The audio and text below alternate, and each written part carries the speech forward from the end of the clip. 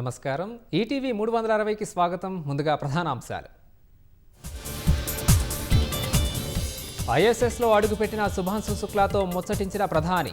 గగన్యాన్ దిశగా భారత్ తొలి అడుగు విజయవంతమైందన్న మోదీ. ఓఆర్ఆర్ నుంచి కొండాపూర్ వరకు నిర్మించిన ఫ్లైఓవర్ ప్రారంభించిన సీఎం.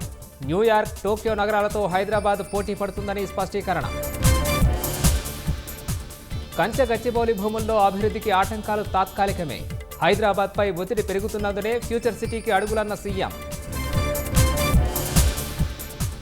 తెలంగాణకు బీజేపీ ఏమీ ఇచ్చిందో చెప్పాలన్న సీఎం రేవంత్. 8 మంది ఎంపీలున్నా రాష్ట్రానికేమీ తీసుకురాలేదని విమర్శలు. సాగునీటి ప్రాజెక్టుల్ని బీఆర్ఎస్ సర్కార్ నిర్లక్ష్యం చేసిందన్న ఉత్తమ్. జూరాల డ్యాంకు ప్రమాదమేమీ లేదని వెల్లడి. 100 కోట్లతో మరో వంతెన మంజూరు. కోల్కతా అత్యాచార ఘటనలో మరో 2 అరెస్ట్. నిందితులకు పోలీసు కస్టడీ విధించిన కోర్టు. H1B వీసాకు ప్రత్యామ్నాయంగా O1. భారతీయుల నుంచి విపరీతంగా పెరుగుతున్న డిమాండ్.